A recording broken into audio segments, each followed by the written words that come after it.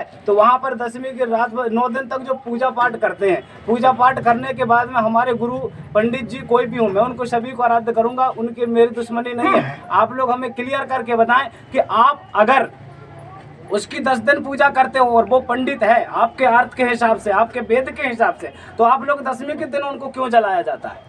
तो मेरा अर्थ यही है कि आप लोगों को मालूम है वो हमारा आदिवासी है, मूल निवासी है, रक्षा करने वाला था और हमारे गोंड वंश के खून था। इसलिए आप लोगों को मालूम है कि आदिवासी की वंशज खराब करना है तो इनको रावण को जला जाए, तब जाकर के इनकी वंशज खराब होगी। यही रणनीति, इसमें कोई रणनीति की बात नहीं है। दूसरी बात, हमारे महिषासुर राजा की बात आती है तो कहीं भी दुर्गा की प्रतिमा बनाते हैं। हम दुर्गा की पूजा करते हैं, लेकिन दुर्गा की पूजा हम आदिवासी कैसे करते हैं? हमारे यहाँ बाना होता है, त्रिशूल होता है, साँट होता है, उसमें विराजमान होती है, ना कि कोई मूर्ति बनाकर, कोई सुंदरता महिला को देखकर उसकी शक्ल बनाकर पूजा करने की जरूरत नहीं है। क्योंकि हम लोग आराध्य देवता करते हैं, प्रकृति की पूजा करते हैं। प्रकृति का मतलब होता है प्रकट होना और आकृति का मतलब होता है अपन आकार बनाकर उसको बिठाकर उसकी पूजा वंदना करना। जो देव बिकता है वो टिकता नहीं है और जो वो बिकता नहीं है वो सदा के लिए टिका रहता है। आप लोगों को मालूम होगा कभी क्या आपकी खेरेदाई बिकी?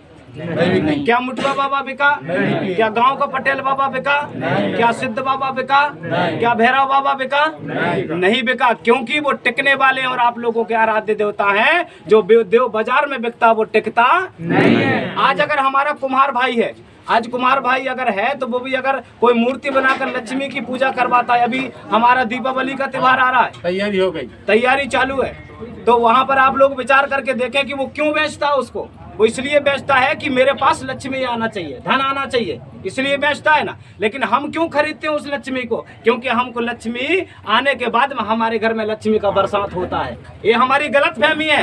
अगर बिकने के बाद में क्या एक आध दिन आप लोग एक काम करना, 1 महीने पूजा करने के बाद में एक दिन कहना उस मूर्ति से कि हे महालक्ष्मी माता हमको 10 रुपए देना। अगर वो तुमको दे देती है तो मैं कहता हूँ उस मूर्ति की सदा उसके सामने बैठकर पूजा करना चालू करते हैं। मेरे भाई बहन, आप लोगों को ये मूर्ति कुछ देने वाली नहीं है। मैं किसी के देवताओं का आलोचना नहीं कर रहा हूँ, किसी को विलोचना नहीं कर रहा हूँ, आपके सच्चे नेत्र खोलने की तैयारी कर रहा हूँ। आप लोग पत्थर में जल न चढ़ाएं, आप लोग जाकर कोई पेड़ में जल चढ़ाएं और जाकर के सुबह अपनी धरती माता का पांव परे, अपने माता पिता का पैर परे। और जब आप लोग सुबह उठते हो, अमास पूनो ना भी हो तो आप लोग पैर धोकर अपने माता पिता का पीना चालू कर दो, जिसको ST SC और OBC कहा जाता है। सभी समाज के लोगों से मेरा रिक्वेस्ट है, आप लोग ऐसा करना चालू करोगे तो आज नहीं, कल नहीं, आज तो छोड़ो, आने वाले समय में भी तुम्हारा वही अधिकार होगा जो आप लोगों के समय पीछे हजारों साल आप लोगों ने छोड़ गए। उन्हीं देवताओं के बारे में बात करने जा रहा था। अभी आप लोग इन चीजों से भी वर्जित हो गए। आप लोगों को मालूम होगा अभी आप यहाँ पर दुर्गा माँ की प्रतिमा रखे हो, वहाँ पर साड़ी सुंदर सलवार सूट पूरा सजाकर उस माँ को आप लोगों ने रखा। आप लोग मुझे बताएं, अगर कोई SC ST OBC अगर दुर्गा माँ को आप लोग बिठाते हो तो मुझे एक बात कोई बता दे कि हर वर्ष एक माँ को बिठाने में किसी के घर में ले जाकर उसकी स्थापना करते हो क्या? नहीं करते। क्यों नहीं करते?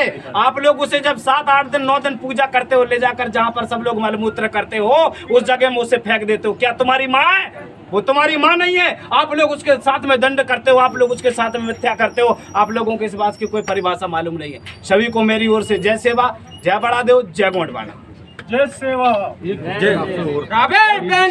सेवा। भैया